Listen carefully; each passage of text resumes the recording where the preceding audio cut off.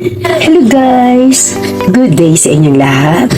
Nawa ay nasa mabuti kayong kalagayan habang pinag-uusapan natin ang ating bagong topic ngayon. Ito ay about long-term installment ni Pag-ibig Fund. Kaya huwag kayong umalis dyan. Abangan ko ninyo mula simula hanggang dulo dahil marami pa po akong ibabahagi po sa inyo about sa personal experience ko po. Okay? Ano po ba ang mga direct purchase ni Pag-ibig o mga long-term installment or ITP, invitation to purchase? Ito po yung mga unit mga kabing DR na hindi na po dumaan sa bidding.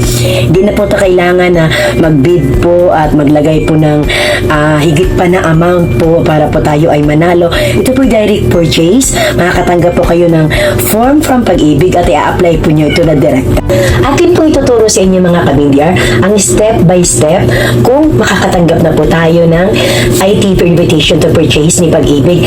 Atin po muna pag-usapan ng stage 1, registration of properties, purchase of acquired asset. A simple reminder lamang po mga kabing DR from Pag-ibig Fund, ito po yung post na ito. Hindi na po ngayon pinapayagan ni Pag-ibig ang agent or accredited broker, wala na po sila nito. Kaya pag mag-apply po kayo, need nyo pong pumunta doon sa branch si Pag-ibig kung saan po kayo belong, or gagaya po sa akin, ako'y nandito sa Maynila, kaya napunta po ako sa Mandaluyong po sa pinaka main office po ng Mandaluyong, doon po ako nag-apply. Kaya po para iwas po na kayo po yung ma-scam or ma-fake po ng agent po, hindi na po ito pinahintulutan ni Pag-ibig. Or kung meron po kayong mag-apply, ay kailangan po meron po siyang SPA or Special Power of Attorney, katulad ko po, na SPA po ang gamit ko dahil sa anak ko nakapangalan at ako yung naglalakad dahil may trabaho nga po siya.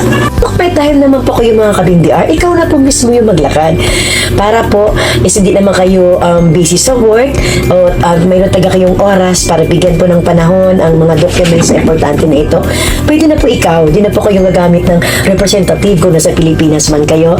At lalo yung mga OFW, pwede po kayong magpalakad sa inyong mga kamag-anakan. Pero kung nasa Pilipinas naman po kayo, umuwi talaga kayo, pwedeng kayo na po bilayo. Okay po, balik po tayo sa direct purchase. Makakatanggap po pala kayo, ang first pong mangyayari po ay makakatanggap kayo ng ITP, invitation to purchase ni Pag-ibig, ang present occupant. Kung sino po yung nakatira, siya po yung priority, siya po yung makaka-receive. Sino po ang qualified o mapalad na mag-apply nitong programa ni Pag-ibig nito mga kabing DR? Isa-isahin po natin kung kabilang po tayo doon, kung tayo po yung nakatira sa unit na matagal na. Ikaw po dapat ay nasa Pilipinas mga kabing DR.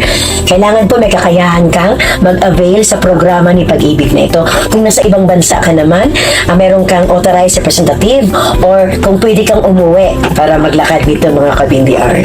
At pangalawa po, hindi ka po blacklisted. Ito po yung mga nag-apply na po dati sa Pag-ibig pero hindi po nila tinuloy mga kabing DR. Nagkaroon sila ng record na sa Pag-ibig.